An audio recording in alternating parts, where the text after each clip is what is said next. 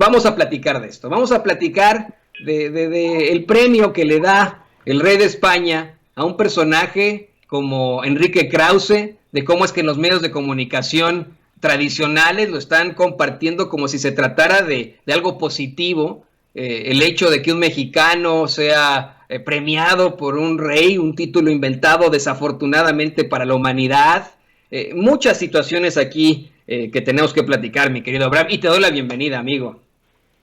Querido Toño, muchas gracias como siempre por el espacio, a la orden para esa platicada. Pues vamos a darle. Mira, antes de cualquier cosa, quiero compartir contigo algo que de hecho también comparte el año pasado. A finales del año pasado, un congresista español que se apellida Rufián, si no me equivoco, comparte pues una foto en la que aparece precisamente el rey Felipe VI saludando a nada más y nada menos que a Francisco Franco.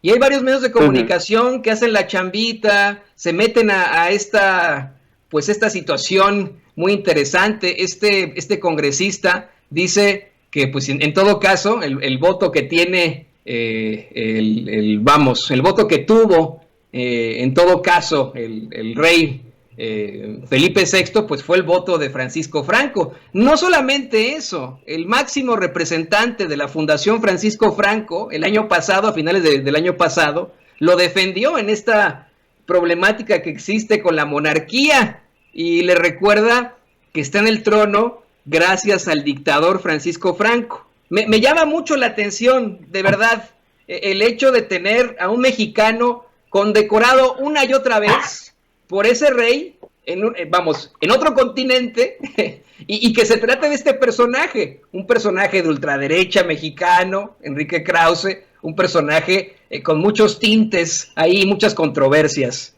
Te escuchamos, querido Abraham. Bueno, en primer lugar hay que dejar claro que la monarquía en España no fue avalada democráticamente. ¿A qué me refiero con que no tiene la legitimidad democrática? A que cuando se consulta después de la dictadura, pero en el marco político de la dictadura, sobre el futuro político español, se hace un paquete donde vienen distintas reformas político-electorales y sociales, y dentro de ese paquete viene la monarquía. O sea, los españoles tuvieron que votar o que siguiera la dictadura o un paquetito democrático sucinto, vacío, sencillito, donde además nos colaban a fuerza la monarquía, entre otros por la presión del ejército. Y eso ni siquiera mis papás pudieron votarlo. Estamos hablando de hace casi 5 décadas de esa votación. O sea, no es cierto que haya un refrendo democrático popular en España a la dictadura. Fue un chantaje a la monarquía, fue un chantaje entre dictadura o monarquía, no había más para elegir, y además fue una votación que se dio hace ya casi 50 años, reitero, ni mis padres pudieron votar en ese referéndum. Pero bueno, una vez nos cuelan la monarquía, hay que dejar bien claro que el rey Juan Carlos, el papá del rey Felipe VI, que ahorita Juan Carlos se esconde por todo el mundo por su caso de corrupción, está que si en Dubái, que si no sé dónde, por sus cuentas bancarias en Suiza, sobornos en paraísos fiscales, pareciera, habrá que ver, la justicia tendrá que demostrarlo, y en un entorno de muy baja legitimidad entra el rey Juan Carlos porque él jura ante Francisco Franco y su equipo los principios del movimiento nacional. O sea, el rey Juan Carlos juró los principios de la dictadura franquista. Por eso, cuando muere Franco, su entorno dijo que estaba todo atado y bien atado. El rey Juan Carlos jura los principios de la dictadura franquista, los principios del movimiento nacional que se hacían llamar. Pero bueno, más allá de eso, se abre en España un proceso político donde un partido que se asemejaba en cierto momento a la izquierda, el PSOE, encabeza la reconstrucción del régimen político, y sin embargo los grandes cargos franquistas siguen quedando en lugares muy importantes, al frente de la policía en muchos casos, al frente del Poder Judicial, muchos se quedaron como jueces, como notarios, como registradores de la propiedad. No hay una ruptura clara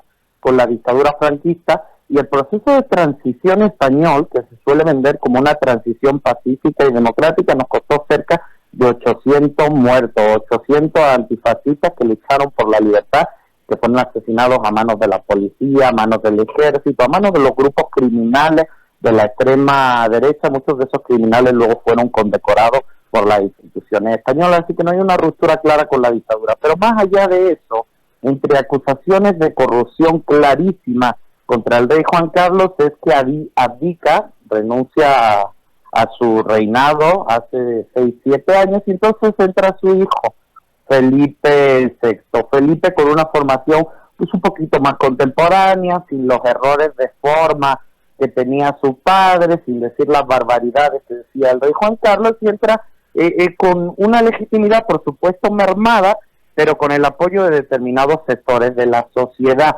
Pero hay que decirlo, y es muy importante, Toño, la monarquía ni siquiera tiene consenso en España. Somos más los que creemos que al jefe de Estado lo debemos elegir democráticamente, y que si Felipe VI quiere ser jefe de Estado, se presente a unas elecciones libres y democráticas. La inmensa mayoría de los españoles, incluso de los conservadores, somos republicanos.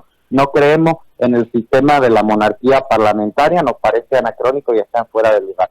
Y en todo este contexto, uno puede ver como las élites políticas y económicas en América Latina y en particular en México casi que respetan y adulan más a la monarquía que lo que allá lo hacemos en España, ¿no?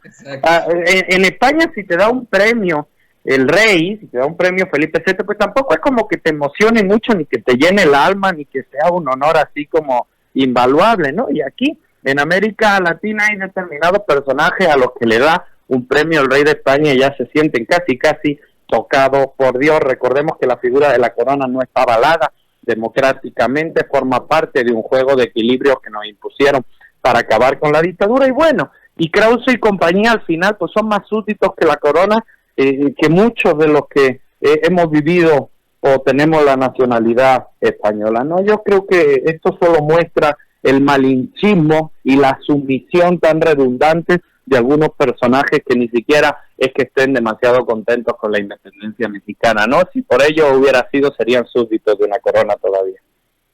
Pero aquí sí surge la pregunta, y le voy a pedir a don David que nos